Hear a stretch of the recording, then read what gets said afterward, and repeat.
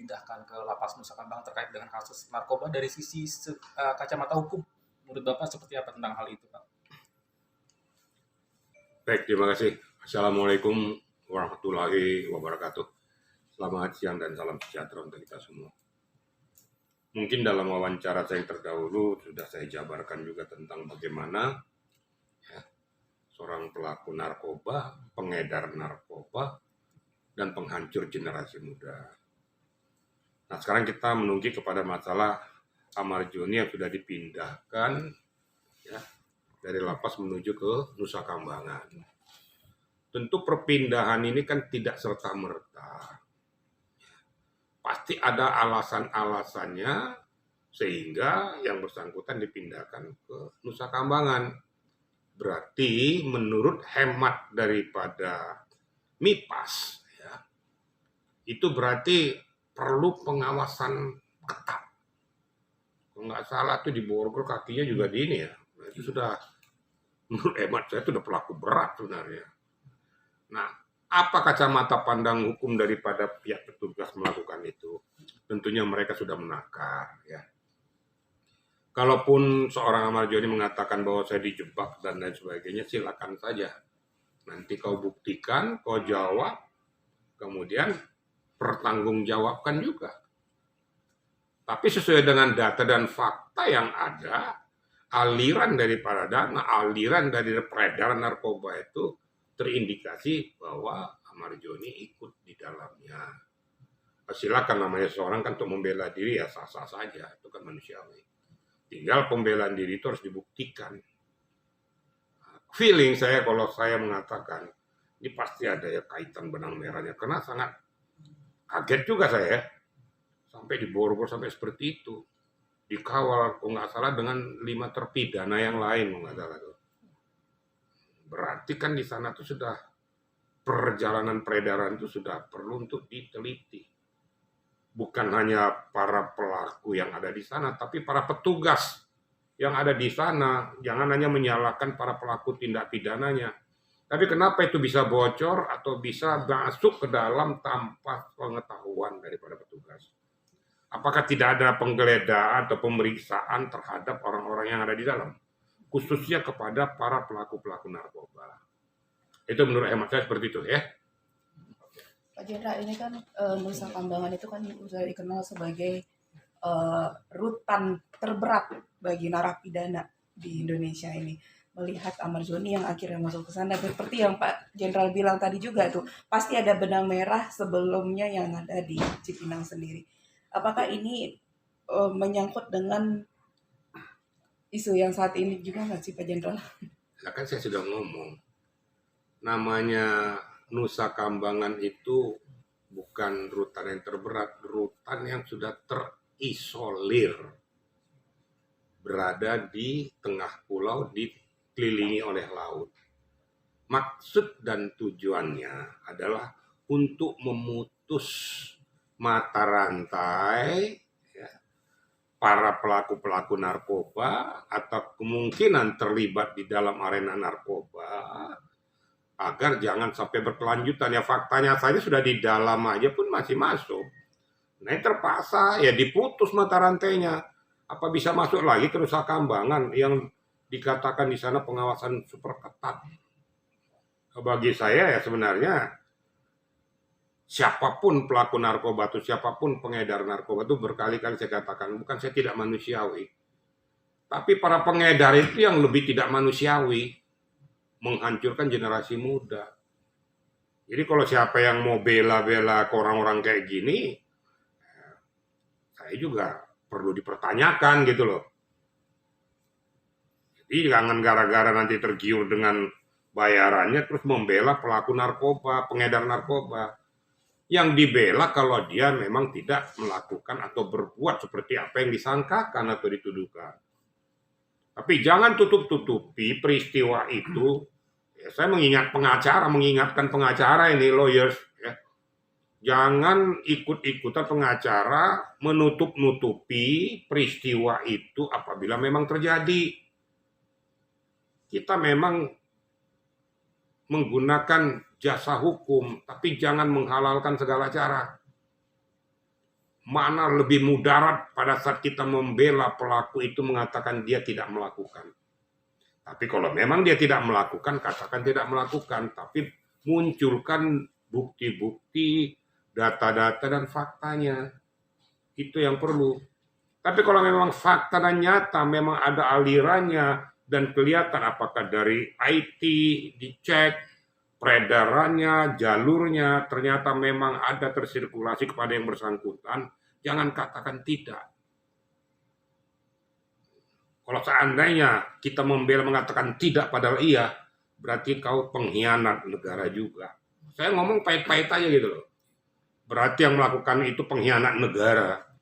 Hanya gara-gara membela seorang pelaku pengedar, terus dikatakan dia tidak melakukan. Saya melihat juga di dalam YouTube tuh bahwa dia dijebak katanya. Nah sekarang dijebak, buktikan kalau dia dijebak. Yang ironisnya dijebak kok masalah narkoba.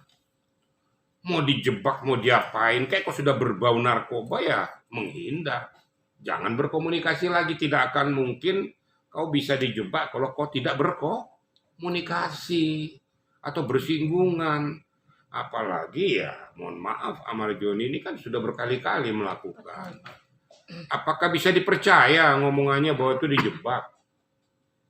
Namun demikian, kita juga azas praduga tak bersalah, perlu pembuktian secara akurat. Nah, kalau perpindahannya ke Nusa Kambangan, itu dianggap bahwa yang bersangkutan ini sudah perlu diteliti, dicermati, dan diamati. Kenapa sampai separah itu? Bahkan sampai diborgol, kaki juga diborgol semua, mata tertutup, dibawa ke sana. Kan ironis sudah ini. Nah, itu kira-kira untuk media ya. Tapi Pak, Pak, dalam apakah- kasus-kasus lain apakah sama juga Pak, mata tertutup dengan tangan dirantai seperti itu Pak? Itu kan kewenangan daripada petugas lapas. Kalau mau kau tanyakan dengan pelaku yang lain, tanyakan yang lakukan, jangan tanyakan saya. Berarti kan karena ada spesifikasi menurut hemat daripada petugas ataupun penanggung jawab itu bahwa ini perlu dilakukan. Mungkin satu stressing ya. Yang kedua, biar kamu tahu bahwa kau melakukan kayak gini, kau diperlakukan juga tidak manusiawi. Karena kau sendiri tidak manusiawi. Itu kan sebenarnya kan untuk memberikan informasi kepada yang bersangkutan, kau tuh sudah nggak benar lagi, udah merusak. Makanya supaya kau tahu kau tidak manusia, kau diperlakukan tidak manusiawi. Apakah sama dengan perilaku yang lain? Jangan tanya saya. Saya kan pernah bicara kepada media. Kalau di Cina nggak pakai tanya. Ya. Terbukti melakukan itu, bawa di arena terbuka, tembak mati langsung. Termasuk para pelaku koruptor itu. Tembak mati aja. Itu kira-kira. Jadi sehingga bangsa Indonesia ini jangan dicemari, jangan juga dilumuri oleh orang-orang seperti ini. Tapi kalau memang tidak terbukti, katakan tidak terbukti. Jangan juga seorang tidak melakukan perbuatan itu, kita katakan berbuat. Nah, tapi itu semua kan harus ada pembuktian. Ya. Bukan asal ngomong, petugas juga bukan asal melakukan langkah-langkah itu, tentu mereka sudah melakukan penilaian-penilaian, pencermatan-pencermatan terhadap langkah dan perilaku yang bersangkutan. Mungkin gitu ya. Pak, ketika Amar Joni dipindah ke Nusa Kambangan, apakah juga akan terancam hukuman mati Pak ketika nanti di Nusa Kambangan? Nanti hakim yang menentukan, bukan saya. JPU yang menentukan. Tapi kalau kamu tanya saya, itu beda loh ya. Apakah nanti dihukum mati? Jangan tanya saya. Tanya hakim. Tapi kalau bertanya saya, menurut Bapak gimana sebaiknya? Iya. Menurut saya hukuman mati. Beda kan bahasanya kan?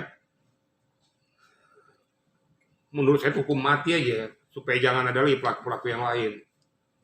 Tapi kalau apakah, kan pertanyaan itu kan apakah? Iya. Berarti apakah kan perlu suatu kepastian hukum? Saya nggak bisa jawab. Nanti urusan hakim, urusan JPU. Tapi kalau saya JPU-nya, kalau saya hakimnya, langsung vonis mati. Bisa dipahami kan bahasa saya kan? Pak Jenderal, ini kan si Amar ini kan dipindahkan itu secara langsung ya, tanpa diketahui juga nih oleh keluarga dan Dan lawyer. lawyernya gitu. Apakah sebenarnya jurisprudensinya ini ada sebenarnya? Itu kan hak kewenangan petugas tidak kan berada di dalam kewenangan lapas. Kalau lapas memindahkan itu sah-sah saja. Dipindahkan menurut kewenangan mereka di dalam lingkup lapasnya. Dan pasti ya setelah dipindahkan pasti disinformasikan, keluargamu sudah berada di sini, pastilah nggak mungkin nggak dikasih tahu. Tapi untuk memindahkan tuh hak kewenangan daripada petugas lapas, yaitu di bawah kepemimpinan Kementerian MIPAS. Kira-kira gitu ya, bisa dipahami ya? Nggak ada tuh gimana kira-kira mau dipindahkan tuh, emangnya siapa lo? Artinya ini langkah tepat pemerintah. Lah itulah ketegasan pemerintah yang kita harapkan seperti itu. Saya apresiasi Kementerian MIPAS itu, saya apresiasi. Memang harus memutus mata rantai itu supaya jangan terjadi lagi. Kemungkinan itu kan bisa saya tunggu. Ya faktanya terjadi kok. Berarti bagaimana caranya? Ya putus mata rantainya, masukkan isolir ke Nusa Kambangan. Biar juga yang bersangkutan tahu. Kalau sudah dimasukkan ke Nusa Kambangan berarti dimasukkan kepada posisi pelaku yang berat. Nah tinggal bertanya aja nanti kamu diapain nanti. Kira-kira gitu ya. Sedikit terkait apa sih arti dari tahanan high risk, termasuk Amar yang emang benar-benar dan juga kelimanya itu high risk, napi high risk dan juga dimasukkan ke lapas super maksimum. Apa itu high risk? Ini sangat berisiko, bisa dibilang itu. Iya, high itu apa? Besar, Tinggi. berisiko. Jadi kalau kita mau menggunakan bahasa itu juga bahasa Inggris itu high risk. Apa artinya gitu? Jadi artinya itu saya biar media juga dengar high risk sepsis tapi nggak ngerti isinya apa. Betul. Risiko. Nah, itu adalah ya peristiwa pidana yang berisiko tinggi. Ya, peristiwa pidana yang berdampak kepada orang lain dan bisa berakibat ini menularkan kepada para manusia-manusia lainnya. Itu yang saya katakan tadi, kena high risk itulah diputus mata rantainya. Jadi nggak ada urusan. Sebenarnya bukan hanya para itu saja high risk itu. Para pelaku koruptor juga harus di high risk juga. Pokoknya yang kira-kira yang berdampak, bernuansa akan berdampak kepada masyarakat luas. Itu ya media ya. Biar Pak. Oke? Biar Pak. Oh, hati-hati kalau ngomong sama saya gitu loh kan. Serius. Kalau kau pakai bahasa asing saya tanya kau ngerti?